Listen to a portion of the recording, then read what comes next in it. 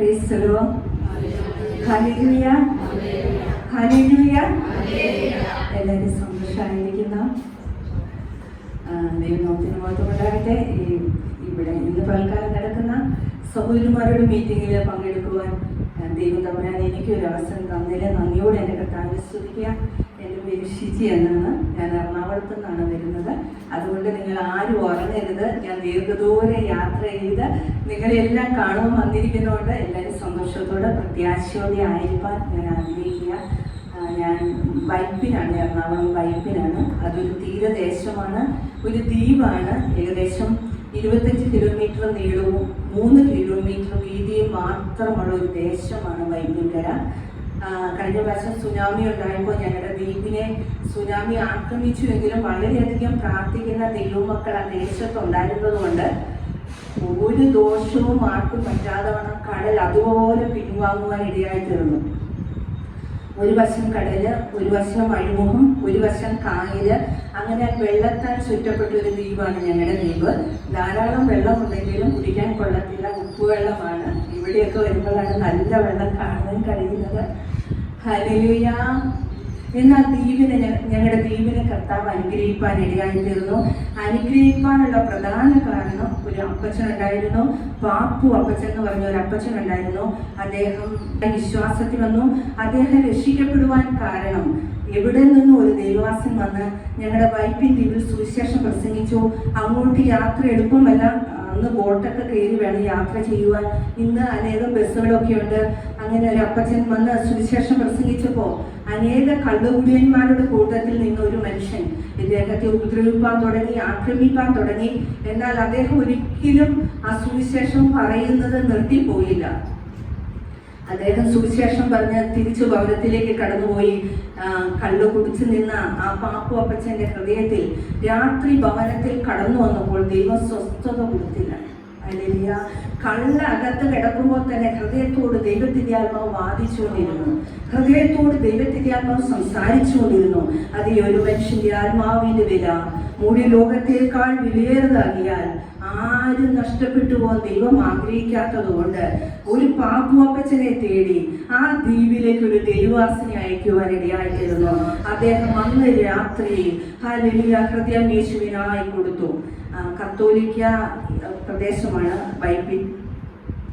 ഹിന്ദുക്കൾ അങ്ങനെയില്ല, മുസ്ലിംസ് ഒക്കെ വളരെ കുറവാണ്. കത്തോലിക്ക തിങ്ങി നിറഞ്ഞ ദേശമാണ്. പള്ളിക്കാർ വെച്ചു കൊടുത്ത വീടായിരുന്നു. പാപ്പു അപ്പച്ചനെ, ആ മനുഷ്യനെ അദ്ദേഹത്തിന്റെ ഭാര്യയെയും പള്ളിയിൽ നിന്ന് ആ വീട്ടിൽ നിന്ന് ഇറക്കി വിടുവാൻ ഇടയായിത്തീർന്നു. പള്ളിക്കാർ കൊടുത്ത വീടായതുകൊണ്ട് ഗർഭിണിയായ ഭാര്യയെയും കൂട്ടി പാപ്പു അപ്പച്ചൻ ആ വീട് വിട്ടിറങ്ങി വഴിയരികില് ഓല മേഞ്ഞ് ഷീറ്റൊക്കെ മറിച്ച് കിടക്കുവാനിടയായി. 2 കുഞ്ഞുങ്ങളെ ആ റൂമിനകത്ത് പ്രസവിപ്പാനിടയായി തീർന്നു. ഹല്ലേലൂയ. സ്വന്തം പിതാവ് മരിച്ചു, അടക്കുവാൻ സ്ഥലമില്ല. പള്ളിക്കാർ പറഞ്ഞു തിരിച്ചു വന്നാൽ ഞങ്ങൾ അടക്കാം. അദ്ദേഹം തിരിഞ്ഞു പോകാനിടയായില്ല. അദ്ദേഹം മുന്നോട്ട് തന്നെ നടക്കുവാനിടയായി. ഞങ്ങളുടെ ദ്വീപ് വൈപ്പിൻ ദ്വീപാണല്ലോ, അവിടെ കടലുണ്ട്. സ്വന്തം പിതാവിന്റെ ബോഡി ചുമന്നുകൊണ്ട് രാത്രിയിൽ ബീച്ചിൽ കൊണ്ടുപോയി വിജനമായ പ്രദേശങ്ങളുണ്ട്, സ്വന്തമായിട്ട് മണ്ണുകൊണ്ട് മാന്തി അടക്കുവാൻ ഇടയായി തീർന്നു. ആ വില കൊടുത്തത് സ്വർഗം കാണുവാൻ ഇടയായി തീർന്നു. 25 കിലോമീറ്റർ നീളമുള്ള വൈപ്പിൻകരയിൽ ഇന്ന് ഏകദേശം 23 ചർച്ചുണ്ട്, ധാരാളം വിശ്വാസികളുണ്ട്. ഇന്ന് വൈകാലം ദൈവത്തിന്റെ പരിശുദ്ധാത്മാവിന് ഇവിടെ ആയിരിക്കുന്ന ദൈവജനത്തോട് പറയുവാൻ ആഗ്രഹിക്കുന്നത്, ആര് വില കൊടുക്കുമോ, ആര് കർത്താവിന് വേണ്ടി നിൽക്കുമോ അവരെ മാനിക്കുന്ന ഒരു ദൈവമുണ്ട്. മുമ്പിൽ നിൽക്കുന്നവർക്ക് പലപ്പോഴും ഹല്ലേലൂയ അത് വിശ്വസിക്കാൻ കഴിയുമോ? ഞാൻ കർത്താവിന് വേണ്ടി എന്തെങ്കിലും ചെയ്താൽ, ഞാൻ കർത്താവിന് വേണ്ടി പാടിയാൽ, ദൈവസേനയിൽ പ്രാർത്ഥിച്ചാൽ, ഇടിവിൽ നിന്നാൽ എൻ്റെ പ്രാർത്ഥന കേൾക്കുന്ന ഒരു ദൈവമുണ്ടെന്ന് വിശ്വസിക്കാൻ കഴിയുമോ?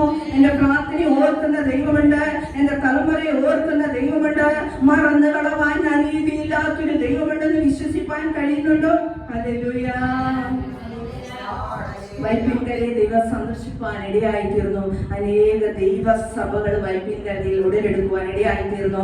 ദൈവത്തിന്റെ ആത്മാവ് ഞാനിവിടെ പ്രാർത്ഥിച്ചുകൊണ്ടിരുന്നപ്പോൾ എന്നോട് പറഞ്ഞു, ഇതൊരു ഉണങ്ങിയ ദേശമത്രേ, ഡ്രൈ ആയി കിടക്കുന്ന ദേശമത്രേ, എന്നാൽ ഇതിന്മേൽ മഞ്ഞും മഴയും അയക്കുവാൻ ദൈവം വിശ്വസ്തനായ ദൈവമാണ്. ഹല്ലേലൂയ. കർത്താവിന്റെ പ്രിയ ശ്രേഷ്ഠദാസി അനുഗ്രഹിക്കപ്പെട്ട മെസ്സേജ് നമുക്ക് നൽകി തന്നു. ഇവിടെയായിരിക്കുന്ന സഭയുടെ ശുശ്രൂഷക, അതുപോലെ ഇവിടെയായിരിക്കുന്ന ദേവദാസൻ, ഈ സെന്ററിന്റെ ശുശ്രൂഷകൻ എല്ലാവർക്കും എന്റെ ഹൃദയം നിറഞ്ഞ നന്ദി അറിയിക്കുക. ദൈവത്തിന്റെ പരിശുദ്ധാത്മാവ് എല്ലാവരെയും ധാരാളമായി സഹായിക്കട്ടെ. നമുക്കൊരു വാക്യം വായിക്കാം. ഫിലിപ്പിയർ 4:13. എന്നെ ശക്തനാക്കുന്നവൻ മുഖാന്തരം ഞാൻ സകലത്തിനും മതിയാകുന്നു. ആമേൻ. ഒരു നിമിഷം പ്രാർത്ഥിക്കാം. സുഖിപിതാവേ, നൽകപ്പെട്ട വചനത്തിനായി സ്തോത്രം. വചനത്തിന് സംസാരിക്കണമേ.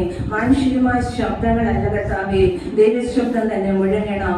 ഇന്ന് ഇവിടെ കടന്നു വന്ന ജനത്തിന്റെ ഹൃദയത്തിന്റെ നിലവാരങ്ങളെ അറിയുന്ന നല്ലൊരു കർത്താവ് ഞങ്ങൾക്ക് വേണ്ടിയുള്ള കർത്താവേ, അതിനായി സുഗമമായ വിവരങ്ങൾ ഏൽപ്പിക്കുന്നു. ദൈവത്തിന്റെ പരിശുദ്ധാത്മാവ് സംസാരിക്കണമേ, കൃത്യമായി സംസാരിക്കണമേ. അങ്ങയുടെ ശബ്ദം നിന്റെ ജനത്തെ കേൾപ്പിക്കണമേ.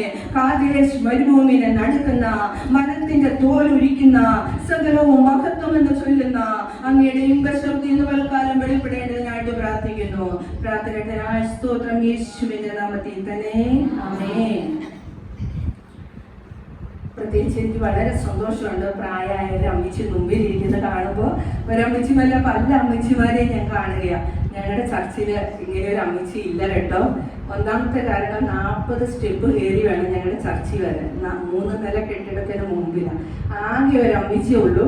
അത് ചർച്ച ആ സ്റ്റെപ്പ് കയറാൻ പറ്റാത്തത് കൊണ്ട് വീടിനകത്തിരിക്കുക. അങ്ങനെ ഇരിക്കുമ്പോൾ വാർദ്ധക്യത്തിലും ഫലം കാണിക്കുന്ന, വാർദ്ധക്യത്തിലും തഴയ്ക്കുമെന്നുള്ള വചനപ്രകാരം യഹോവയുടെ ആലയത്തിലും മുമ്പിൽ വന്നിരിക്കുന്ന പ്രിയ അമ്മച്ചിയെ, പ്രിയ അമ്മച്ചിമാരെ ദൈവം ധാരാളമായി അനുഗ്രഹിക്കട്ടെ. ഹല്ലേലൂയ, സ്തോത്രം. അതിന്റെ 1-ാം അധ്യായം നമുക്കറിയാം. ഫിലിപ്പിയർക്ക് എഴുതിയ ലേഖനം അപ്പോസ്തലനായ പൗലോസിന്റെ ലേഖനമാണ്. എഫീസ്യർ, ഫിലിപ്പിയർ, കൊലോസ്യർ, ഫിലമോൻ 4 ലേഖനങ്ങൾ കാരാഗ്രഹത്തിൽ കിടന്നുകൊണ്ട് ആ ഭക്തനായ മനുഷ്യൻ എഴുതിയിരിക്കുകയാണ്. അതിന്റെ 1-ാം അധ്യായം ഫിലിപ്പിയ സഭയെ കടന്നു വന്ന ദുരുപദേശങ്ങൾക്കെതിരെ, ദുരുപദേശങ്ങളെ ചെറുത്ത് നിൽക്കണമെന്നും വിശ്വാസത്തിൽ വേരൂന്നി സമ്പന്നരായി തീരണമെന്നും പ്രബോധിപ്പിച്ചുകൊണ്ട് അപ്പോസ്തലനായ പൗലോസ് കാരാഗ്രഹത്തിൽ കിടന്നുകൊണ്ട് ഫിലിപ്പിയ ലേഖനം എഴുതുകയാണ്. അതിന്റെ 4-ാം വാക്യം, നിങ്ങളിൽ നല്ല പ്രവൃത്തി ആരംഭിച്ചവൻ യേശുക്രിസ്തുവിന്റെ നാളോളം അതിനെ തികയ്ക്കുമെന്ന് ഉറപ്പായി വിശ്വസിച്ചിരിക്കുന്നു. അതേ അപ്പോസ്തലനായ പൗലോസ് ഫിലിപ്പിയ സഭയോട് പറയാ, നിങ്ങളിൽ ഒരു നല്ല പ്രവൃത്തി യേശു കർത്താവ് ആരംഭിച്ചിട്ടുണ്ടെങ്കിൽ ആ ക്രിസ്തുവിന്റെ നാളോളം അതിനെ തേപ്പാൻ ശക്തനായ ദൈവമാണ്. അതേ പ്രിയ സഹോദരിമാരെ, നിങ്ങളിൽ ഒരു നല്ല പ്രവൃത്തി കർത്താവ് നൽകിയിട്ടുണ്ടെങ്കിൽ അവൻ അതിനെ തേപ്പാൻ വിശ്വസ്തനായ ദൈവമെന്ന് വിശ്വസിക്കുന്നുണ്ടോ? ഒരു പ്രാർത്ഥനയുടെ ജീവിതം കർത്താവ് നമുക്ക് നൽകിയിട്ടുണ്ടെങ്കിൽ, ഒരു ആരാധിപ്പാനുള്ള കഴിവ് ദൈവം നമുക്ക് നൽകിയിട്ടുണ്ടെങ്കിൽ, മറ്റുള്ളവരെ സഹായിക്കാനുള്ള ഒരു കഴിവ് കർത്താവ് നൽകിയിട്ടുണ്ടെങ്കിൽ അതിനെ പൂർത്തീകരണത്തിലേക്ക് കൊണ്ടുവരുവാൻ നമ്മുടെ കർത്താവ് വിശ്വസ്തനെന്ന് വിശ്വസിപ്പാൻ കഴിയുന്നുണ്ടോ? Hallelujah, hallelujah. അതേ, ഈ ദൈവം നമ്മുടെ ദൈവമാ. അവൻ നമ്മെ ജീവപര്യന്തം വഴി നടത്തുന്ന ദൈവത്തെയാണ് നമ്മൾ സേവിക്കുന്നത്. ഇടയ്ക്ക് വെച്ചിട്ട് എനിക്ക് വയ്യ, ഞാൻ ബിസിയാ, തിരക്കാ, കുഞ്ഞെ കുറച്ചു കഴിഞ്ഞ് വാ എന്ന് പറഞ്ഞ് കടന്നു പോകുന്ന ഒരു ദൈവത്തല്ല. പ്രിയ സഹോദരി ശുശ്രൂഷിച്ചപ്പോൾ പറഞ്ഞല്ലോ, ഞാനോ ലോക അവസാനത്തോളം എല്ലാ നാളും നിന്നോട് കൂടിയിരിക്കാമെന്ന് പറഞ്ഞ നല്ലൊരു കർത്താവിനെയാണ് നമ്മൾ സേവിക്കുന്നത്. അവൻ നമ്മെ നല്ലൊരു പ്രവൃത്തി ആരംഭിച്ചിട്ടുണ്ടെങ്കിൽ, നമ്മുടെ സഭയ്ക്കകത്ത് നല്ല പ്രവൃത്തി ആരംഭിച്ചിട്ടുണ്ടെങ്കിൽ അതിനെ തികപ്പാൻ ശക്തനായ ദൈവമത്രേ. ഹല്ലേലൂയ. 2-ാം അധ്യായത്തിലേക്ക് വരുമ്പോൾ ക്രിസ്തുവിൽ വല്ല പ്രബോധനമുണ്ടെങ്കിൽ, സ്നേഹത്തിന്റെ വലിയ ആശ്വാസമുണ്ടെങ്കിൽ അപ്പോസ്തലനായ പൗലോസ് ഇങ്ങനെ പ്രബോധിപ്പിക്കുക. എന്നിട്ട് അതിന്റെ 3-ാം വാക്യം, ശാഠ്യത്താലോ ദുരഭിമാനത്താലോ ഒന്നും ചെയ്യാതെ താഴ്മയോടെ ഓരോരുത്തൻ മറ്റുള്ളവനെ തന്നെക്കാൾ ശ്രേഷ്ഠനെന്ന് എണ്ണിക്കൊള്ളട്ടെ. ക്രിസ്തുയേശുവിനുള്ള ഭാവം തന്നെ നിങ്ങളിലും ഉണ്ടായിരിക്കട്ടെ. എന്തുകൊണ്ടാണ് ശാഠ്യം വരുന്നത്? അപ്പോസ്തലനായ പൗലോസ് ഫിലിപ്പിയ സഭയ്ക്ക് എഴുതുന്നത്, സഭയ്ക്കകത്ത് ശാഠ്യം ഉണ്ടാകാൻ പാടില്ല. പക്ഷേ നമ്മളെല്ലാം ജഡത്തിൽ ജീവിക്കുന്നത് കൊണ്ട് ശാഠ്യവും ദുരഭിമാനവും ഉയർന്നു വരുമ്പോൾ അപ്പോസ്തലനായ പൗലോസ് പ്രബോധിപ്പിക്കുന്നത്, ശാഠ്യം പാടില്ല, താഴ്മയോടെ ഓരോരുത്തൻ മറ്റുള്ളവനെ ശ്രേഷ്ഠനെന്ന് എണ്ണിക്കൊണ്ടേ. ഹല്ലേലൂയ. ഇസ്രായേൽ ജനത്തെ നോക്കി യഹോവയായ ദൈവം മോശയോട് പറയുന്നുണ്ട്, ഇസ്രായേൽ ദുശാഠ്യമുള്ള ജനമാ. ശാഠ്യത്തെക്കാൾ അല്പം കൂടെ കൂടിയ ഡിഗ്രി ദുശാഠ്യം. എന്തുകൊണ്ടാണ് ദുശാഠ്യം ഉണ്ടാകുന്നതെന്ന് ചോദിച്ചാൽ യഹോവയായ ദൈവം യോനയോട് പറയും, മകനെ നീ നിനവേൽ ചെന്ന് പ്രസംഗിക്ക. യോന നിനവേലേക്ക് പോയില്ല. അവന്റെ ഹൃദയത്തിനകത്ത് ഈർഷ്യുണ്ടായി, ഇറിറ്റേഷൻ ഉണ്ടായി, ശാഠ്യമുണ്ടായി. ശാഠ്യം മനസ്സന്നക്കേടായി തീർന്നു. അവൻ തർസീസിലേക്ക് പോകുവാനൊക്കെ ഇടയായി. പലപ്പോഴും ദൈവശബ്ദം നമുക്ക് കേൾക്കുവാൻ കഴിയാതിരിക്കുമ്പോൾ, അനുസരിക്കാൻ കഴിയാതിരിക്കുമ്പോൾ ശാഠ്യം നമ്മുടെ ഹൃദയത്തിൽ വരുവാനിടയായി തീരും. അത് അനുസരണക്കേടിലേക്ക് പോകുവാനിടയാകും. ദുരഭിമാനികളായി തീരുവാനിടയാകും. അഭിമാനത്തിന്റെ നേരെ ഓപ്പോസിറ്റ് ദുരഭിമാനം. അപ്പോസ്തലനായ പൗലോസ് നമ്മളെ പ്രബോധിപ്പിക്കുന്നത്, കർത്താവിന് വേണ്ടി എന്തെങ്കിലും ചെയ്താൽ ദുരഭിമാനത്തോടെയല്ല, സന്തോഷത്തോടെ, പ്രത്യാശയോടെ നിങ്ങൾ ചെയ്യുന്നത് മനുഷ്യർക്കെന്നല്ല, കർത്താവിനെന്ന പോലെ മനസ്സോട് ജീവി. അവകാശമെന്ന പ്രതിഫലം കർത്താവ് തരുമെന്ന് അറിഞ്ഞ് കർത്താവായ ക്രിസ്തുവിനെ സേവിക്കും. Hallelujah, hallelujah, hallelujah, hallelujah. ആളുകൾ അന്ത്യകാലം ആ കർത്താവിന് വേണ്ടി ഏറ്റവും സമർപ്പിക്കപ്പെട്ട് പോകേണ്ട ഒരു കാലഘട്ടത്തിലാണ്.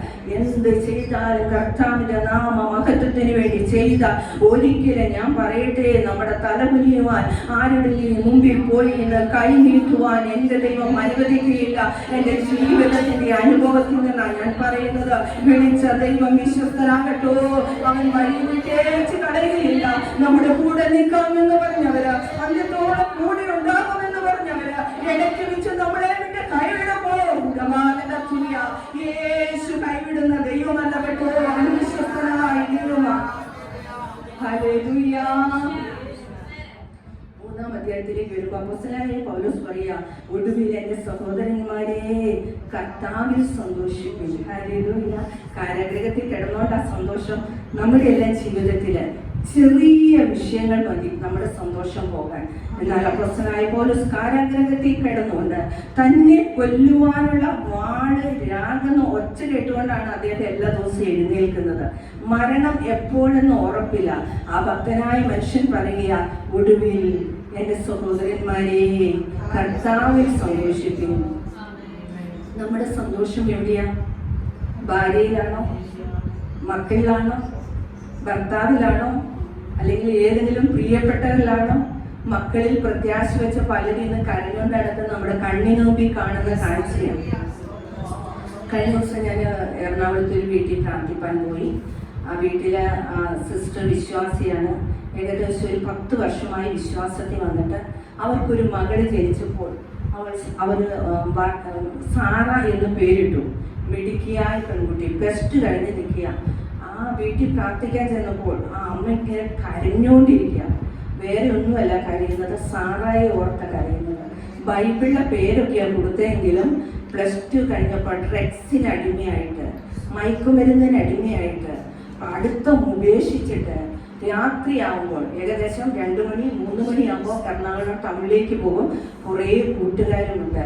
വെളുക്കാൻ കാലമാകുമ്പോൾ 5 മണിയാകുമ്പോൾ തിരിച്ചു വരും.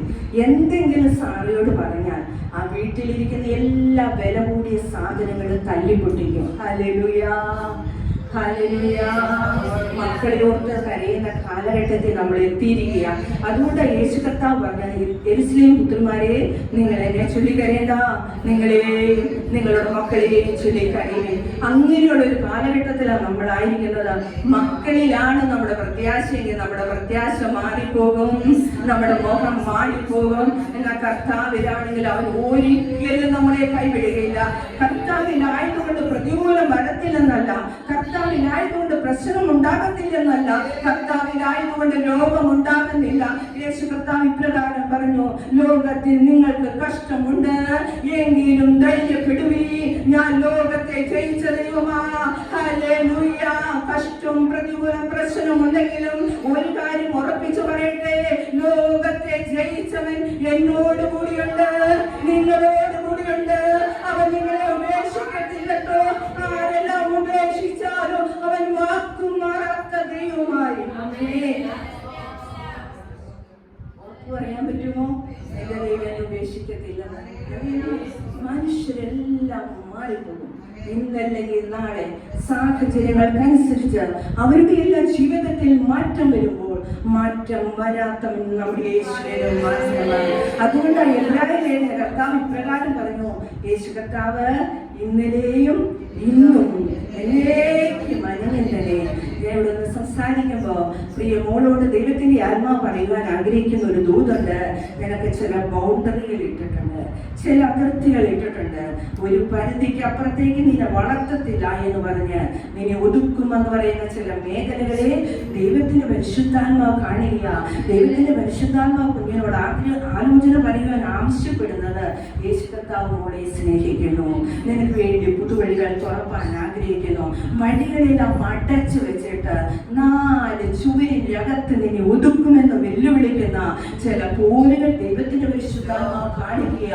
യോസേഫ് ഫലപ്രദമായ വൃക്ഷം മതിലുകൾക്ക് മീതെ പടരുന്നു. മതിലുകൾ ഉണ്ട്, അതിർത്തിയായിട്ട് പടരാതിരിപ്പ.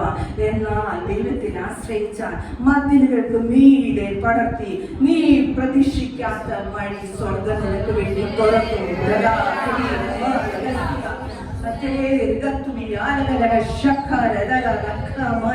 ഒരു മാനുഷിക ശക്തിക്ക് ഒരു വ്യക്തിക്ക് കുഞ്ഞിനെ നിന്നെ ഒതുക്കുവാൻ കഴിയത്തില്ല. മരുഭൂമിയിലേക്ക് വശീകരിച്ചു കൊണ്ടുപോയി സംസാരിക്കുന്ന ഒരു ദൈവശബ്ദമുണ്ട്. എന്തിനാ മരുഭൂമി ജീവിതത്തിൽ വരുന്നതെന്നോ? ദൈവശബ്ദം കേൾപ്പാൻ, ദൈവത്തോട് അടുത്തിരിപ്പാൻ, ദൈവത്തെ രുചിച്ചറിയാൻ വേണ്ടി ദൈവത്തിന്റെ പരിശുദ്ധാത്മാവ് മരുഭൂമിയുടെ അനുഭവത്തിലേക്ക് നടത്തും. കുഞ്ഞേ, ദൈവം നിന്നെ സ്നേഹിക്കുന്നു എന്ന് പറയുവാൻ ദൈവത്തിന്റെ ആത്മാവ് ആവശ്യപ്പെടുക. Hallelujah, hallelujah, hallelujah. 4-ാം അധ്യായത്തില് അപ്പോസ്തലനായ പൗലോസ് പറയാം, എന്നെ ശക്തനാക്കുന്നവൻ മുഖാന്തരം സകലത്തിലും മതിയാകുന്നു. എങ്ങനെയാ നമുക്ക് ശക്തി കിട്ടുന്നേ? എങ്ങനെയാ നമുക്ക് ബലം കിട്ടണേ? നമ്മുടെ പാരമ്പര്യം കൊണ്ട് നമുക്ക് കിട്ടുമോ? നമ്മൾ കഴിക്കുന്ന ഭക്ഷണം കൊണ്ട് കിട്ടുമോ? നമ്മുടെ സൗന്ദര്യം കൊണ്ട് കിട്ടുമോ? നമ്മുടെ തലമുറയെ കൊണ്ട് നമുക്ക് ശക്തി കിട്ടുമോ? ഒരിക്കലുമില്ല. ഹല്ലേലൂയ. ശക്തി നൽകുന്ന ഒരു ദൈവം, ബലം നൽകുന്ന ഒരു ദൈവം, ക്ഷീണിച്ചിരിക്കുന്നവരെ ബലപ്പെടുത്തുന്ന ദൈവം, കുഴഞ്ഞ മുഴങ്കാലുകളെ നിവർത്തുന്ന ദൈവം, മുടന്തുള്ളത് ഒഴുകിപ്പോകാതെ ഭേദമാക്കുന്ന ഒരു ദൈവം. ഹല്ലേലൂയ. ഞങ്ങള് ചർച്ച് മിനിസ്ട്രിയിലായിരുന്നപ്പോൾ ഞങ്ങൾ കോതമംഗലത്തായിരുന്നിട്ടുണ്ട്. കോതമംഗലം അവിടെ മഴ പെയ്യും. അവിടെ മഴ പെയ്യുമ്പോൾ ഭയങ്കര പ്രശ്നം, ഭയങ്കര ഇടിവെട്ട്, ഭയങ്കര കാറ്റ്.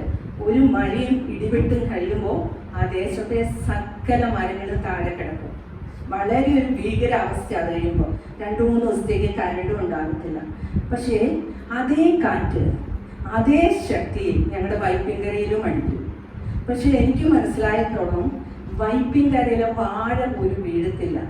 അതെന്തുകൊണ്ടാണെന്ന് ഞാൻ ചിന്തിച്ചിട്ടുണ്ട്. ആദ്യ സമയങ്ങളിൽ എനിക്ക് മനസ്സിലായില്ല. പിന്നെ എനിക്ക് മനസ്സിലായത് വൈപ്പിൽ എപ്പോഴും കാറ്റടിച്ചുകൊണ്ടിരിക്കുക. ഹല്ലേലൂയ. കോതമംഗലത്തിലെ ആണ്ടിലും കൊല്ലത്തിലും ഒരിക്കൽ കാറ്റടിക്കുമ്പോൾ ആ കാറ്റിന് നേരെ പിടിച്ചു നിൽക്കാൻ കഴിയാതെ വണ്ണം ആ ഫലവൃക്ഷങ്ങൾ താഴെ വീഴുമ്പോൾ വൈപ്പിൻകരയെ സംബന്ധിച്ച് ദ്വീപാണ്. ന്യൂനമർദ്ദങ്ങൾ വരുന്നതെല്ലാം വൈപ്പിൻകരയെ ലക്ഷ്യമാക്കി അടിക്കുമ്പോൾ ആ വൃക്ഷത്തിന്റെ വേരുകൾ എത്രത്തോളം കാറ്റടിക്കുമോ അത്രത്തോളം ആഴത്തിലേക്ക് പോയിക്കൊണ്ടിരിക്കും. പ്രിയ ദൈവമക്കളെ, ഹല്ലേലൂയ. നമ്മൾ എങ്ങനെയാ ശക്തി പ്രാപിക്കുന്നത്? കാറ്റ് നമ്മുടെ ജീവിതത്തിൽ അടിക്കുമ്പോ, പ്രതികൂലങ്ങൾ അടിക്കുമ്പോ തകർന്നു പോകിയാൽ ഒരു ഭക്തൻ ചെയ്യുന്നത് അതിന്റെ മാറ്റത്തിൽ അവൻ ബലപ്പെടുവാനിടയാകും. Hallelujah, hallelujah. നമ്മുടെ ജീവിതത്തിലും പല കാറ്റുകൾ അടിക്കാറുണ്ടല്ലേ?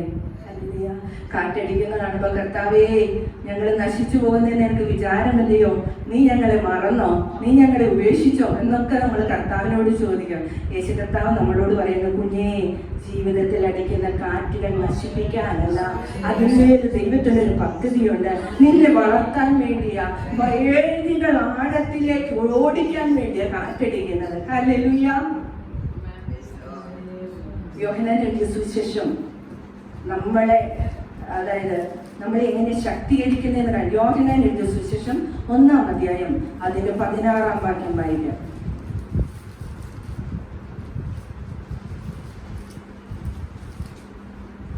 അവന്റെ നിറവിൽ നിന്ന് നമുക്ക് ആമേൻ. ശക്തി പ്രാപിക്കുന്നത് കൃപമേൽ കൃപ. ഹല്ലേലൂയ. കൃപ തന്നെ അർഹിക്കാത്തിടത്ത് കിട്ടുന്ന ദാനമാണ്. അപ്പൊ കൃപമേൽ കൃപ എന്തായിരിക്കും? ഹല്ലേലൂയ. അവന്റെ നിറവിൽ നിന്ന്, ആരുടെ നിറവിൽ നിന്ന്? യേശു കർത്താവിന്റെ നിറവിൽ നിന്ന് നമുക്ക് കൃപമേൽ കൃപ ലഭിച്ചിരിക്കുന്നു. ലഭിക്കുമെന്നോ നാളെ കിട്ടുമോ എന്നല്ല, ലഭിച്ചിരിക്കുന്നു. അതുകൊണ്ട് പ്രിയ സഹോദരിമാരെ, ഇവിടെ ഇരിക്കുന്ന എല്ലാവരും കൃപ ലഭിച്ചവരാ. ഒരു കൃപയും ലഭിക്കാത്ത ആരും ഇവിടെ ഇരിക്കുന്നില്ല. അതുകൊണ്ട് ദൈവം നമ്മളോട് എന്തെങ്കിലും ചെയ്യാൻ പറഞ്ഞ, കർത്താവേ എനിക്ക് കൃപയില്ല, മറ്റൊരാളെ ഏൽപ്പിക്കണമെന്ന് നമ്മൾ പറയരുത്. സകല മനുഷ്യരുടെ മേലും ദൈവത്തിന്റെ കൃപ ദൈവം പകർന്ന് നൽകിയിരിക്കുക. ഈ ദിവസങ്ങളിൽ തിരിച്ചറിയണം, കർത്താവേ എന്റെ മേൽ എന്ത് കൃപയാണ് നൽകിയിരിക്കുന്നത്, അത് തിരിച്ചറിഞ്ഞ് അതിനെ പ്രയോജനപ്പെടുത്തുവാൻ ദൈവത്തിന്റെ പരിശുദ്ധാത്മാവ് നമ്മളെ കുറിച്ച് ആഗ്രഹിക്കുക. ഹല്ലേലൂയ.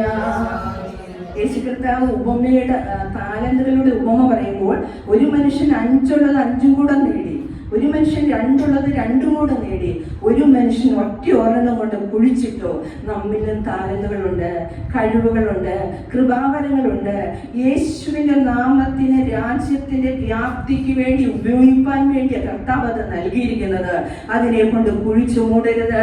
കണക്ക് കൊടുക്കേണ്ട ഒരു ദിവസം വരും. കർത്താവിന്റെ രാജ്യത്തിന് വേണ്ടി, കർത്താവിന്റെ നാമത്തിന് വേണ്ടി എന്തൊക്കെ ചെയ്യാൻ പറ്റുമോ, എന്തെല്ലാം കൃപകൾ നമ്മുടെ മേൽ പകർന്നിരിക്കുന്നുവോ, എന്തെല്ലാം കൃപാവരങ്ങൾ പകർന്നിരിക്കുന്നുവോ, അതിനെ ജ്വലിപ്പിക്കുന്നവരായി മാറുവാൻ ദൈവം നമ്മളെ കുറിച്ച് ആഗ്രഹിക്കുക. സങ്കീർത്തനങ്ങൾ 5:7. ഹല്ലേലൂയ. നമുക്ക് ശക്തി എവിടെ നിന്നാണ് വരുന്നത്? സങ്കീർത്തനങ്ങൾ 5:7.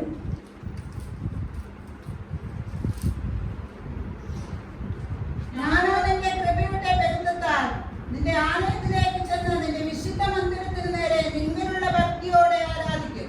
ആമേൻ. ഞാനോ നിന്റെ കൃപയുടെ ബഹുത്വത്താൽ. അപ്പൊ എവിടുന്ന ശക്തി കിട്ടുന്നത്? കൃപയുടെ ബഹുത്വം. കൃപയുടെ ബഹുത്വം വന്നു കഴിഞ്ഞാൽ ആലയത്തിലേക്ക് ചെല്ലും, ഭക്തിയോടെ ആരാധിക്കും. പലപ്പോഴും ആലയത്തിലേക്ക് ചെല്ലാൻ കഴിയാതിരിക്കുന്നത്, പല വീട്ടില് രക്ഷിക്കപ്പെടാത്തവരുണ്ടാകും, തലമുറ ആരാധിക്ക് വരാത്തവരുണ്ടാകും. അവരെ നോക്കി നമ്മൾ വഴക്ക് പറയും. ഒരു കാര്യം ഓർക്കുക, അവരുടെ മേൽ ദൈവത്തിന്റെ കൃപയുടെ ബഹുത്വം വന്നു കഴിഞ്ഞാൽ അവർക്ക് വീട്ടിലിരിക്കാൻ കഴിയത്തില്ല. അവർ ആലയത്തിലേക്ക് കടന്നു വരുവാനിടയാകും. ഈ ദിവസങ്ങളിൽ ആലയത്തിലേക്ക് വരാത്തവരെ നോക്കി ശകാരിക്കുകയല്ല, ദൈവത്തിന്റെ പരിശുദ്ധാത്മാവേ ഈ കൃപയുടെ ബഹുത്വം അവരുടെ മേലേക്കൊന്ന് അയക്കണമേ എന്ന് പറഞ്ഞാൽ, ഹല്ലേലൂയ, കൃപയുടെ ബഹുത്വം വന്നു കഴിഞ്ഞാൽ ആലയത്തിലേക്ക് വരുവാനിടയാകും. 2, ഭക്തിയെ മുറുകെ പിടിപ്പാനിടയാകും. ഹല്ലേലൂയ. നമ്മുടെ കുഞ്ഞുങ്ങളോട് അല്ലെങ്കിൽ നമ്മുടെ പ്രിയപ്പെട്ടവരോട് പലപ്പോഴും പറയും, പ്രാർത്ഥിക്കുക, ഉപവസിക്കുക, പ്രാർത്ഥിക്കുക, ഉപവസിക്കുക. നമ്മൾ കാണുക അവർ പ്രാർത്ഥിക്കുക, അത് കഴിയുമ്പോൾ അവരും മൗനമായിരിക്കാം. പക്ഷെ ഒറ്റ കാര്യം ചെയ്താൽ മതി, കർത്താവേ ആ കൃപയുടെ ബഹുത്വം, കൃപയുടെ ബഹുത്വം എൻ്റെ തലമുറയിലേക്ക് ഒന്ന് പകരണമേ എന്ന് പറഞ്ഞാൽ അവൻ മാനിക്കുന്ന ദൈവമാ. ആ ഭവനത്തിലിരിക്കുന്നതിനെ ആലയത്തിൽ കൊണ്ടുവരുവാൻ ആ കൃപയുടെ മഹത്വം അവരെ രൂപാന്തരപ്പെടുത്തുവാൻ ഇടയായി തീരും. ഹല്ലേലൂയ. അടുത്തത് എഫെസ്യർ 2:6 കൃപയുടെ അത്യന്ത ധനം.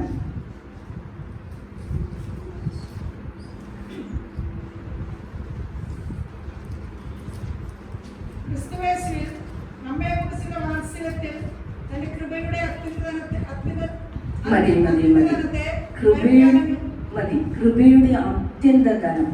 പല ധനങ്ങളെ കുറിച്ച് നമ്മൾ കേട്ടിട്ടുണ്ട്. എന്തെങ്കിലും ബിസിനസ് ചെയ്ത് കിട്ടുന്ന ധനം, അല്ലെങ്കിൽ കോഴിമുട്ടയിൽ വിറ്റ് കിട്ടുന്ന ധനം, കൃഷിഫലങ്ങൾ കൊടുത്ത് കിട്ടുന്ന ധനം.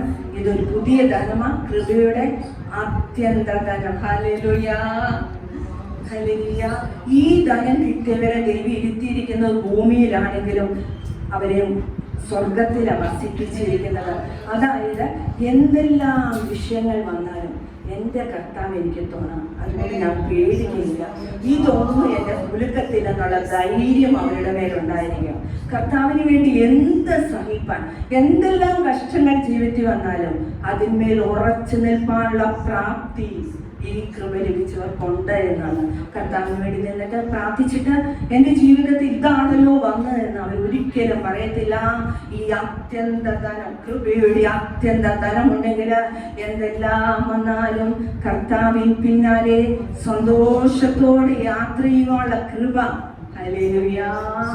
അവൻ നമ്മുടെ മേൽ പകരുവാനിടയാകും. അടുത്തത്, ഒരു മനുഷ്യൻ സർവ്വലോകവും നേടിയാലും അവന്റെ ജീവനെ നഷ്ടമാക്കിയാൽ ഒരു പ്രയോജനമില്ല. കൃപയുടെ അത്യന്ത ധനം ഒരു വ്യക്തിയെ യേശു കർത്താവിലേക്ക് അടുപ്പിപ്പാൻ തക്കണം ഇടയായി തീരാം. ഹല്ലേലൂയ. മാത്രമല്ല, നമ്മൾ രക്ഷിക്കപ്പെടുന്നത് കൃപയാലല്ലോ നിങ്ങൾ വിശ്വാസം മൂലം രക്ഷിക്കപ്പെട്ടിരിക്കുന്നത്. അതിന് നമ്മൾ കാരണമല്ല, ദൈവത്തിന്റെ ദാനം അത്രയാകുന്നു. ദൈവത്തിന്റെ സ്നേഹം നമ്മളെ കാണുവാനിടയായി.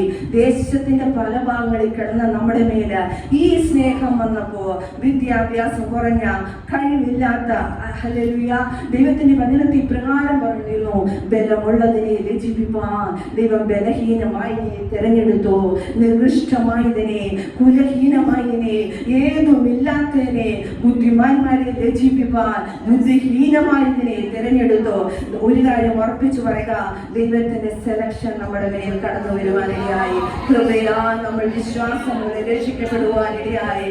മാത്രമല്ല, രക്ഷിക്കപ്പെട്ട് ദൈവസഭയിൽ കടന്നു വന്ന നമ്മുടെ മേൽ ഈ അത്യന്ത ശക്തി, ഈ വലിയ നിക്ഷേപം നമ്മുടെ മൺകൂടാരത്തിൽ പകരുവാനിടയായി.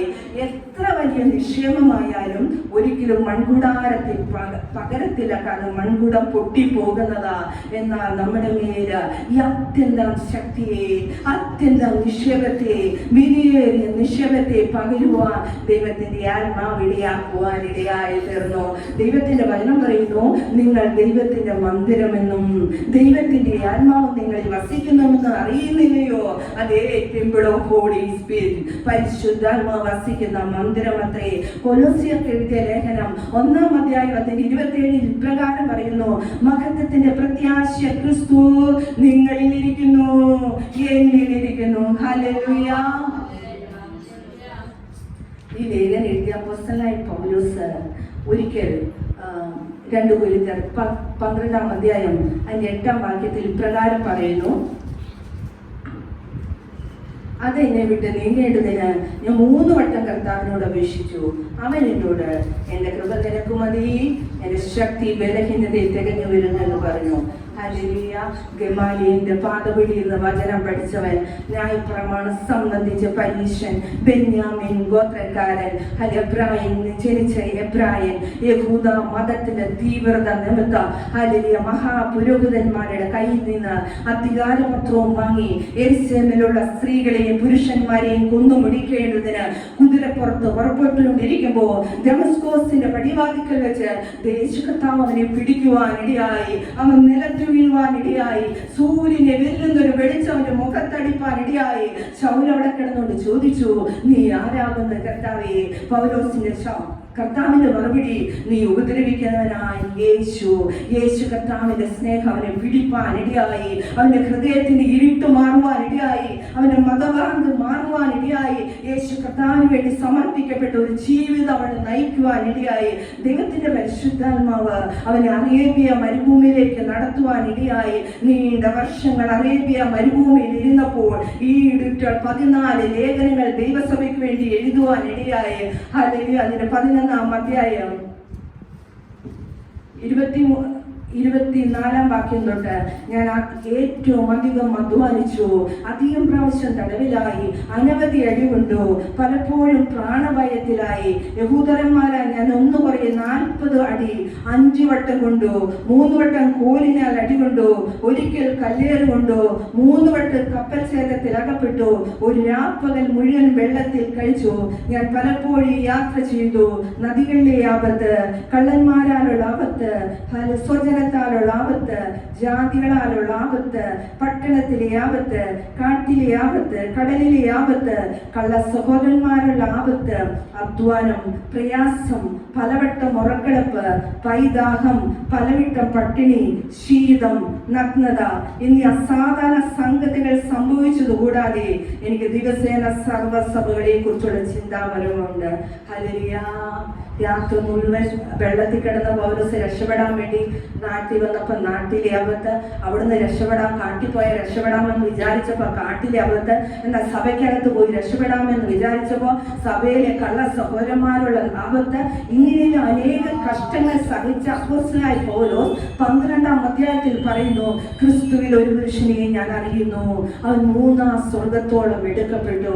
ഇത്രയെല്ലാം കർത്താവിന് വേണ്ടി നിന്ന ദൈവമനുഷ്യൻ അതിന്റെ 12-ാം അധ്യായം 8-ാം വാക്യത്തിൽ വെളിപ്പാടുകളുടെ ആധിക്യത്താൽ നിഗളിച്ചു പോകാതിരിക്കേണ്ടതിന് ദൈവം ഒരു ശൂലം അവന്റെ മേൽ വെച്ചു. അത് കുത്തുന്നത് സാത്താന്റെ ദൂതനാ. ദൈവത്തിന്റെ ദൂതനായി നിന്നൊരു മയമുണ്ടായനെ. പിശാചിന്റെ ദൂത് പൗലോസിനെ കുത്താൻ തീരുമാനിച്ചപ്പോ പൗലോസ് ഒരു 3 പ്രാവശ്യം കർത്താവിനോട് പറയുന്നു, കർത്താവേ, കാട്ടിലെ ആപത്ത് എനിക്ക് സഹിക്കാം, കടലിലെ ആപത്ത് സഹിക്കാം, കള്ള സഹോദരന്മാരാലുള്ള ആപത്ത് സഹിക്കാം, പക്ഷെ ഇതെനിക്ക് സഹിക്കാൻ പറ്റുന്നില്ല, ഇത് എന്നെ വിട്ടൊന്ന് നീങ്ങണമേ. അതിന്റെ കർത്താവിന്റെ മറുപടി, കുഞ്ഞേ പൗലോസേ, നിന്റെ പ്രാർത്ഥന ഞാൻ കേട്ടു, നിന്റെ പ്രാർത്ഥനയ്ക്ക് മറുപടി തരാതിരിക്കില്ല, പക്ഷെ ഒരു വിഷയമുണ്ട്. ഇവിടെ നിന്റെ പ്രാർത്ഥനയ്ക്കല്ല ഞാൻ മറുപടി നൽകുന്നത്, പിന്നെയോ അത് സഹിക്കാൻ ആവശ്യമായ കൃപ ഞാൻ നിനക്ക് നൽകാം. പ്രിയ സഹോദരിമാരെ, ചില വിഷയങ്ങൾ പ്രാർത്ഥിച്ചിട്ട് മറുപടി ഇല്ലാതെ തളർന്നിരിക്കുന്നവരാണോ നിങ്ങൾ? ക്ഷീണിച്ചിരിക്കുന്നവരാണോ?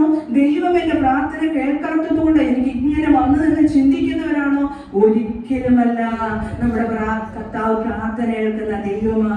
ചില വിഷയങ്ങളിലേക്ക് ദൈവത്തിന്റെ ഹിതം വെളിപ്പെടേണ്ടതിന്, കൃപ അധികമായി പകരപ്പെടേണ്ടതിന് നമ്മുടെ പ്രാർത്ഥനാ വിഷയത്തെ കുറച്ച് നേരത്തേക്ക് ദൈവം കൊണ്ട് മാറ്റി വെച്ചിരിക്കുന്നത് മാത്രമേ ഉള്ളൂ. ഹല്ലേലൂയ. പ്രാർത്ഥനയ്ക്ക് മറുപടി നൽകാതിരിക്കില്ല. കൃപ തന്ന്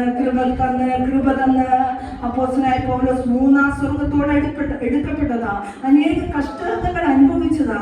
അതുകൊണ്ട് ഞാൻ നിന്റെ ഈ പ്രാവശ്യത്തെ പ്രാർത്ഥന കേൾക്കാമെന്ന് ദൈവം പറഞ്ഞില്ല. അതിന് പകരം ഇപ്രകാരം പറഞ്ഞു, അവൻ എന്നോട്, എന്റെ കൃപ നിനക്ക് മതി, എന്റെ ശക്തി ബലഹീനത്തെ കഴിഞ്ഞു പറഞ്ഞു. ആകയാൽ ക്രിസ്തുവിന്റെ ശക്തി എന്റെ മേലാവസിക്കേണ്ടതിന് ഞാൻ അതിസന്തോഷത്തോടെ എന്റെ ബലഹീനതകളിൽ സന്തോഷിക്കുന്നു. അതുകൊണ്ട് ഏതുകൊണ്ട്? കർത്താവിന്റെ പ്രാർത്ഥനയെ കാത്തുകൊണ്ട്, അവന്റെ കൃപ എന്റെ മേൽ പകർന്നതുകൊണ്ട് ഞാൻ ക്രിസ്തുവിന് വേണ്ടി ബലഹീനത, കയ്യേറ്റം, ബുദ്ധിമുട്ട്, ഉപദ്രവം, ഞെരുക്കം എന്നിവ സഹിപ്പാൻ ഇഷ്ടപ്പെടുന്നു. ബലഹീനനായിരിക്കുമ്പോൾ തന്നെ ഞാൻ ശക്തനാകുന്നു. ആമേൻ. ഹല്ലേലൂയ. എൻ്റെ വ്യക്തിപരമായ ജീവിതത്തിലും വളരെ ഞാൻ ഇന്നിവിടെ നിൽക്കുമ്പോൾ എനിക്കൊരു വളരെ നന്ദിയുണ്ട് എൻ്റെ കർത്താവിനോട്. എൻ്റെ സാക്ഷ്യം ഇവിടെ ഇരിക്കുന്ന പലരും കേട്ടിട്ടുണ്ടാവും. നീണ്ട 16 വർഷം ഞാൻ കട്ടിലയിൽ എൻ്റെ വിദ്യാഭ്യാസത്തെ മുടക്കിക്കൊണ്ടൊരു രോഗം എന്നെ ആക്രമിച്ചിരുന്നു. ശരീരം മാസകലം പൊട്ടിയൊഴുകി. യോബിന്റെ ശരീരത്തെ ബാധിച്ചതുപോലെ മുഖത്ത് നോക്കിയാൽ മുഖത്ത് രോഗമുണ്ട്, ശരീരത്തിൽ നോക്കിയാൽ ശരീരത്തിൽ രോഗമുണ്ട്, തലമുടിയിൽ നോക്കിയാൽ തലമുടി രോഗമുണ്ട്. പഴുപ്പിങ്ങനെ പൊട്ടിയൊഴുകി. അതെൻ്റെ സ്കൂൾ വിദ്യാഭ്യാസത്തെ ബാധിച്ചു. സ്കൂളിൽ പോകാൻ നിവൃത്തിയില്ലാതെ രാത്രി ഞാൻ നിലവിളിക്കും, എൻ്റെ ദൈവമേ, എങ്ങനെയെങ്കിലും ഒന്ന് നേരം എടുക്കണം. നേരം എടുക്കുമ്പോൾ ഞാൻ പിന്നെയും കരയും, എങ്ങനെയെങ്കിലും ഒന്ന് രാത്രിയാകും. രാവും പകലും എൻ്റെ ജീവിതം കിടക്കയിൽ ഒതുങ്ങിയപ്പോൾ, അല്ലെങ്കിൽ വീടിൻ്റെ റൂമിനകത്ത് ഒതുങ്ങിയപ്പോൾ ഞാൻ ഒരിക്കലും പ്രതീക്ഷിച്ചല്ല ഞാൻ പുറത്തു വരുമെന്ന്. എന്നാൽ ദൈവത്തിൻ്റെ കരുണ എന്നെ തേടി വരുവാനിടയായി. അവൻ്റെ സ്നേഹം എന്നെ പിടിപ്പാനിടയായി. 1-2 വർഷമല്ല ഞാൻ ഈ രോഗം അനുഭവിച്ചത്. നീണ്ട 16 വർഷം ഈ രോഗം എന്നെ ആക്രമിപ്പാനിടയായി. ഹോമിയോ മരുന്ന് കഴിച്ചു, ഇംഗ്ലീഷ് മരുന്ന് കഴിച്ചു, ആയുർവേദ മരുന്ന് കഴിച്ചു. ശരീരമാസകലം പൊട്ടിയൊഴുകിയിട്ട് ഒരു മരുന്നിനും എന്നെ സൗഖ്യമാക്കാൻ കഴിയാതെ ഒരു റൂമിൻ്റെ അകത്ത് ഒതുങ്ങുന്ന അനുഭവം എൻ്റെ ജീവിതത്തിലുണ്ടായി. എഴുന്നേറ്റ് നിവരെ നിൽക്കുവാൻ കഴിയാതെ വണ്ണം എൻ്റെ ശരീരമായി പോയി. ഏകദേശം 10-13 വയസ്സുള്ളപ്പോൾ എന്നെ കണ്ടാൽ ഏകദേശം ഒരു 60 വയസ്സ് സ്ത്രീയെ പോലെ തടിച്ച് ഒരു കട്ടിലെ മുഴുവൻ ഞാനായിരുന്നു. അത്രയ്ക്ക് നീര് എൻ്റെ ശരീരത്തെ ബാധിക്കാനിടയായി. ഒരിക്കലും ഞാൻ പുറത്തു വരത്തില്ലെന്ന് പറഞ്ഞപ്പോൾ മഹാസമ്പന്നനായ ദൈവം നീണ്ട പ്രാർത്ഥനകൾ പ്രാർത്ഥിച്ചു, ഉപവാസങ്ങൾ നടത്തി. ഞങ്ങളുടെ സഭ പ്രാർത്ഥിക്കുന്ന സഭയായിരുന്നു. വയനാട് പുൽപ്പള്ളി ചർച്ച എനിക്ക് വേണ്ടി വളരെ പ്രാർത്ഥിച്ചു, ഉപവാസങ്ങൾ നടത്തി. പക്ഷേ ദൈവ പ്രാർത്ഥനയൊന്നും കേട്ടില്ല. ദൈവം ശാന്തമായിരുന്നു.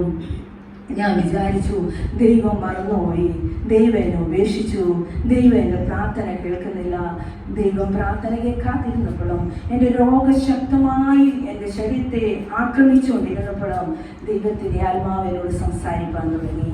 അവൻ്റെ ശബ്ദം ഞാൻ കേൾക്കാൻ തുടങ്ങി. മരിക്കുവാൻ പലപ്പോഴും ആഗ്രഹിക്കുമ്പോഴും ദൈവത്തിൻ്റെ ആത്മാവ് പറഞ്ഞു, കുഞ്ഞേ, നീ മരിക്കേണ്ടവളല്ല, നീ ജീവനോടിരുന്ന് ദൈവത്തിന്റെ പ്രവൃത്തികളെ വർണ്ണിക്കേണ്ടവളാണ്. ഇന്ന് ഞാൻ ഇവിടെ നിൽക്കുമ്പോൾ എനിക്കറിയാം, എൻ്റെ ആയുസ്സിനെ നീട്ടിത്തന്ന് നിങ്ങളെ പോലുള്ള സഹോദരിമാരുടെ മധ്യത്തിൽ വന്ന് യേശു കർത്താവ് മരിച്ച ദൈവമല്ല, ഇന്ന് ജീവിക്കുമെന്ന് പറയേണ്ടതിന് വേണ്ടിയാ എന്നെ ഇവിടെ അയച്ചിരിക്കുന്ന എനിക്ക് നല്ല ബോധ്യമുണ്ട്. നീണ്ട 16 വർഷം 1-2 ദിവസമല്ല, ഏകദേശം 9ാം ക്ലാസ്സിൽ പഠിക്കുമ്പോൾ എൻ്റെ ശരീരം മാസകലം പുഴു തിന്നുവാനിടയായി, പുഴു എടുക്കുവാനിടയായി. പുഴു ശരീരത്തിൽ ബാധിച്ചിട്ട് ഞാൻ ഇപ്പോൾ മരിക്കുമെന്നുള്ളൊരു അവസ്ഥ എൻ്റെ ശരീരത്തിൽ വരുവാനിടയായി. എൻ്റെ വെല്ലുമിച്ചി എൻ്റെ വീട്ടിലുണ്ടായിരുന്നു. ആ വെല്ലുമിച്ചി എന്നെ പിടിച്ചു നിർത്തിയിട്ട് ശരീരമാസകല ഉറുമ്പോടി വിടറുവാനിടയായി. തന്നെ എഴുന്നേറ്റ് നടക്കുവാൻ കഴിയാത്ത ഞാൻ കട്ടിലിൽ നിന്ന് എഴുന്നേറ്റ് ഓടുവാനിടയായി. പ്രാണഭയത്തിൽ കരയുവാനിടയായി. എൻ്റെ കരച്ചില് മറ്റുള്ളവർ കേൾക്കാതിരിക്കാൻ വേണ്ടി എൻ്റെ പിതാവ് ഉറക്കെ ഫോൺ ചെയ്തു വെക്കുവാനിടയായി തീർന്നു. അപ്പോഴൊന്നും സൗഖ്യം കിട്ടുവാനിടയായില്ല. ആ സമയത്ത് ഞാൻ പരിശുദ്ധാത്മാഭിഷേകത്താൽ നിറഞ്ഞു. അത്യന്ത ശക്തി എൻ്റെ മൺകൂടാരത്തിൽ വന്നു. വീടിനകത്ത് ഒറ്റയ്ക്കിരുന്ന് പാട്ടുപാടിക്കൊണ്ടിരുന്നു. എൻ പ്രിയനെ പോ സുന്ദരനായ ആരെയും ഞാൻ ഉലകിൽ കാണുന്നില്ല, മേലാലും ഞാൻ കാണത്തില്ലെന്ന് പാട്ടുപാടിക്കൊണ്ടിരുന്നപ്പോ ആർക്കും നിയന്ത്രിക്കാൻ കഴിയാത്തൊരു ശക്തി എൻ്റെ മൺകൂടാരത്തിലേക്ക് വരുവാനിടയായി. എൻ്റെ പാസ്റ്റർ പറഞ്ഞു, ഞങ്ങളുടെ സഭാവിശ്വാസികൾ പറഞ്ഞു, ഇതുവരെ ഇങ്ങനൊരു അവസ്ഥ വരാത്തതുകൊണ്ട്, ഈ അത്യന്ത ശക്തി മൺകൂടാരത്തിൽ വന്നതുകൊണ്ട് ഇനി രോഗം മാറിയെന്ന് ഞാനും അത് വിശ്വസിച്ചു. പക്ഷേ രോഗം മാറിയില്ല. എൻ്റെ ശരീരം പിന്നെയും അഴുകിക്കൊണ്ടിരുന്നു. ഞാൻ ഇരിക്കുന്നതിൻ്റെ താഴെ ഒരു ചാക്ക് വിരിച്ചിട്ട മിനിറ്റ് കൊണ്ട് അത് നനഞ്ഞു കുതിരുമായിരുന്നു. ഹല്ലേലൂയ. സൗഖ്യമാക്കുവാൻ ലോകവൈദ്യന്മാരെല്ലാം പരാജയപ്പെട്ടെടുത്ത് യേശുവിൻ്റെ സ്നേഹം എന്നെ ആശ്വസിപ്പിച്ചുകൊണ്ടിരുന്നു. അവൻ എന്നോട് സംസാരിച്ചുകൊണ്ടിരുന്നു. മരണത്തെക്കുറിച്ചെല്ലാം ഞാൻ ചിന്തിക്കുമ്പോൾ എൻ്റെ പുറത്തെ ശരീരത്തിന് സൗഖ്യമില്ലെങ്കിലും അകത്ത് ദൈവത്തിൻ്റെ ആത്മാവ് സംസാരിക്കാൻ തുടങ്ങി. രാത്രിയുടെ അനുഭവങ്ങളിലേക്ക് ദൈവം നടത്തുവാൻ തുടങ്ങി. ആദ്യത്തെ ദിവസങ്ങളിൽ 10 മിനിറ്റ് പ്രാർത്ഥിച്ചു. പിന്നീടുള്ള ദിവസങ്ങളിൽ മണിക്കൂറുകൾ പ്രാർത്ഥിക്കുന്ന അനുഭവത്തിൽ ദൈവത്തിൻ്റെ ആത്മാവ് കൊണ്ടുപോകുവാനിടയായി. ഞാനിരിക്കുന്ന സ്ഥലം, ഞാനിരിക്കുന്ന റൂമെല്ലാം ഒരു പഴുപ്പിന്റെ ഗന്ധമായിരുന്നു. ഒരു മനുഷ്യനങ്ങോട്ട് വരത്തില്ലായിരുന്നു. ഒരു മനുഷ്യ കോലം എൻ്റെ ശരീരത്തിൽ ഉണ്ടായിരുന്നില്ല. എവിടെയെങ്കിലും നല്ല കട്ടിയുള്ള തുണിയൊക്കെ വെച്ച് കാലിലൊക്കെ വലിച്ചു കെട്ടി രാത്രി കിടന്നുറങ്ങും. രാവിലെ എണീറ്റ് തടിക്കുമ്പോൾ മാംസ കഷ്ണങ്ങൾ എൻ്റെ ശരീരത്തിൽ നിന്ന് പുറത്തു വരുമായിരുന്നു. യേശു കർത്താവ് എന്നെ മറന്നെന്ന് തന്നെ ഞാൻ ചിന്തിച്ചു. എന്നാൽ എൻ്റെ കർത്താവ് ഏകദേശം നിങ്ങൾ വയനാട്ടിൽ നിന്ന് വൈപ്പിലേക്ക് വന്നു, ഒരു ദൈവാസം കടന്നു വന്ന് പ്രാർത്ഥിച്ചപ്പോൾ അന്ന് വരെ നീണ്ട 16 വർഷം എന്നെ ആക്രമിച്ചുകൊണ്ടിരുന്ന എൻ്റെ രോഗത്തിന്റെ സ്പിരിറ്റ് എന്നെ വിട്ടുമാറുവാനിടയായി. ദൈവം അവിടെ എഴുന്നേൽപ്പിക്കാനിടയായി. എന്ന് റൂമിനകത്ത് അടച്ചിരിക്കുമെന്ന് പറഞ്ഞിടക്കുന്ന ദൈവം എഴുന്നേൽപ്പിക്കാനിടയായി. തളർന്നിരിക്കുന്നവരെ വാക്കുകൊണ്ട് താങ്ങുവാൻ അറിയേണ്ടതിന് യഹോവയായ കർത്താവിനിക്ക് ശിഷ്യന്മാരുടെ നാവ് നൽകിയിരിക്കുന്നു. ഇന്ന് അനേക സ്ഥലങ്ങളിൽ ദൈവം എന്നെ അയക്കുക. എന്തിനെ നിരാശപ്പെട്ടിരിക്കുന്നവർക്ക്, ക്ഷീണിച്ചിരിക്കുന്നവർക്ക്, ദൈവം എന്റെ പ്രാർത്ഥന കേൾക്കുന്നില്ലെന്ന് പറയുന്നവരുടെ അടുത്തിലേക്ക് പ്രാർത്ഥനയുടെ മറുപടി കാണാത്തത് കൊണ്ട് ഏലിയാവിനെ പോലും മതി കർത്താവേ എന്ന് പറയുന്നവരുടെ അടുക്കിലേക്ക് ദൈവത്തിന്റെ പരിശുദ്ധാത്മാവ് എന്നെ അയച്ചുകൊണ്ടിരിക്കുക. കാരണം ഞാൻ ജീവനുള്ള സാക്ഷിയാണ്. അതുകൊണ്ട് ആരെങ്കിലും പ്രാർത്ഥനയുടെ മറുപടി താമസിച്ചതുകൊണ്ട് ദൈവം എന്റെ പ്രാർത്ഥന കേൾക്കുന്നില്ലെന്ന് ആരും പറയില്ലേ. കർത്താവ് പ്രാർത്ഥന കേൾക്കുന്ന ദൈവം അല്പസമയത്തേക്കൊന്ന് മാറ്റിവെക്കും, അല്പസമയത്തേക്കൊന്ന് നീട്ടിവെക്കും. എന്തിനെന്ന് വെച്ചാ ദൈവമഹത്വം നമ്മിൽ വെളിപ്പെടേണ്ടതിന് തന്നെ. ഹല്ലേലൂയ. 2 വർഷം രോഗിയായി എന്നെ ദൈവം സൗഖ്യമാക്കി. വിവിധ സ്ഥലങ്ങളിൽ പോയി ഞാൻ സാക്ഷ്യം പറയാൻ തുടങ്ങി. എൻ്റെ പാസ്റ്റർ പരസ്യയോഗത്തിന് പ്രസംഗിക്കുമ്പോൾ ഞാൻ സാക്ഷ്യം പറയും, യേശു എന്നെ സൗഖ്യമാക്കി. വേറെ ഒന്നും പറയാൻ എനിക്കറിയത്തില്ല. ഞാൻ പറയുന്നത് 2 വർഷം രോഗിയായി യേശു എന്നെ സൗഖ്യമാക്കി. അതിനുശേഷം ദൈവവചനം പഠിച്ചു കഴിഞ്ഞിട്ട് എൻ്റെ വിവാഹം നടന്നു. സകല മനുഷ്യരെ എന്നെ കാണുമ്പോൾ പറയായിരുന്നു, ജീവ ജീവിതത്തിൻ്റെ സകല കഷ്ടതകളും തീർന്നെന്ന്. എന്നാൽ അസാധാരണമായ മറ്റൊരു കഷ്ടം എന്നെ കാത്തിരിക്കുകയായിരുന്നു. എൻ്റെ ഒരു കുഞ്ഞ് ജനിച്ചു കഴിഞ്ഞു. ജനിച്ചപ്പോൾ തന്നെ അമ്മയുടെ വയറ്റി വെച്ച് മൂത്രം പോകാതെ അവൻ്റെ ബ്ലാഡർ, കിഡ്നി, ആ ട്യൂബുകളെല്ലാം വീർത്ത് ജനിച്ച ഉടനെ തന്നെ എറണാകുളം PVS ആശുപത്രിയിലേക്ക് അവനെ കൊണ്ടുപോയി. 10 ദിവസം കഴിഞ്ഞ് ആ കുഞ്ഞിനെ എൻ്റെ കയ്യിൽ കിട്ടുന്നത്. 3.5 കിലോ തൂക്കമുണ്ടായിരുന്ന കുഞ്ഞ് എൻ്റെ കയ്യിൽ കിട്ടുമ്പോൾ ഒരു പല്ലിക്കുഞ്ഞു പോലെ കാണുവാനിടയായി തോന്നുന്നു. ഞാൻ ദൈവത്തോട് ചോദിച്ചു, കർത്താവേ, നീണ്ട 16 വർഷം ഞാൻ ഭവനത്തിനകത്തിരുന്നു, രോഗിയായിരുന്നു. നീ എന്നെ സൗഖ്യമാക്കി പുറത്തു കൊണ്ടുവന്നിട്ട് ഈ കഷ്ടം അനുഭവിക്കാൻ വേണ്ടിയാണോ നീ എന്നെ കൊണ്ടുവന്നത്? എൻ്റെ ജീവിതത്തിൽ വരുന്ന കഷ്ടം ഞാൻ സഹിക്കാം, പക്ഷെ കുഞ്ഞിനെ തൊടുമ്പോൾ എനിക്ക് വേദനിക്കുന്നു, എനിക്ക് സഹിക്കാൻ പറ്റുന്നില്ല. പിന്നെയും നീണ്ട വർഷം ഭൂമിനകത്തേക്ക് ആകുന്ന അനുഭവം എൻ്റെ ജീവിതത്തിൽ വന്നു. കുഞ്ഞിനെ മെഡിക്കൽ കോളേജിൽ 2 ഓപ്പറേഷൻ, 3 ഓപ്പറേഷൻ, 4 ഓപ്പറേഷൻ മാറി ചെയ്തു.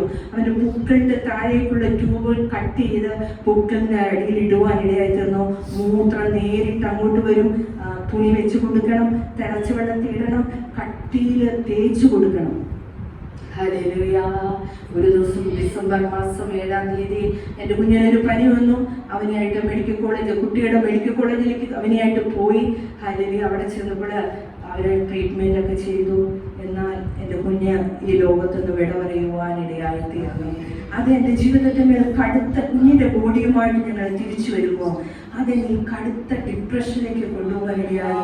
എൻ്റെ കുഞ്ഞിന് ഒരു പനി വന്ന് ഞാൻ ആദ്യം വിറയ്ക്കുമായിരുന്നു. കിലുകിൽ അവനേക്കാൾ മുമ്പ് ഞാൻ വിറയ്ക്കുമായിരുന്നു. ഒരിക്കലും മരണം അവനെ പിടിക്കുമെന്ന് ഞാൻ ചിന്തിച്ചില്ല. ഒരു പനി വരുമ്പോൾ, ഒരു ജലദോഷം വരുമ്പോൾ ഞാൻ ആദ്യം ഉപസിപ്പാൻ തുടങ്ങുമായിരുന്നു. അങ്ങനെ പല അർത്ഥങ്ങൾ വഴിമാറിപ്പോയി. ഒരു ദിവസം എൻ്റെ കുഞ്ഞ് ഈ ലോകത്തുനിന്ന് മാറ്റപ്പെട്ടു. എനിക്കത് സഹിക്കാൻ പറ്റിയില്ല. മെഡിക്കൽ കോളേജിലെ ICH, കുട്ടിയുടെ മെഡിക്കൽ കോളേജിലെ വാർഡിലേക്ക് ഞാൻ കയറുമ്പോൾ അനേക കുഞ്ഞുങ്ങൾ കണ്ണ് തുറന്നു കിടപ്പുണ്ട്. ഞാൻ എൻ്റെ കുഞ്ഞിനെ നോക്കുമ്പോൾ അവൻ കഴുത്തിൽ ഒരു ചരടൊക്കെ കെട്ടിക്കിടക്കുക. ഞാൻ അവിടെ മോർത്തേക്കായി പട്ടണത്തിൻ്റെ നടുവിച്ച് നിന്ന് കൈത്തോടെ അത്യുച്ചത്തിൽ കരഞ്ഞു എന്ന് പറഞ്ഞ പോലെ ഞാൻ കരയുവാനിടയായി. ഡോക്ടർമാർ വന്നിട്ട് പറഞ്ഞു, നമുക്ക് ചെയ്യാവുന്ന എല്ലാം അവന് വേണ്ടി ചെയ്യുമോ. അവൻ പോയി, ഇനി കരയരുത്.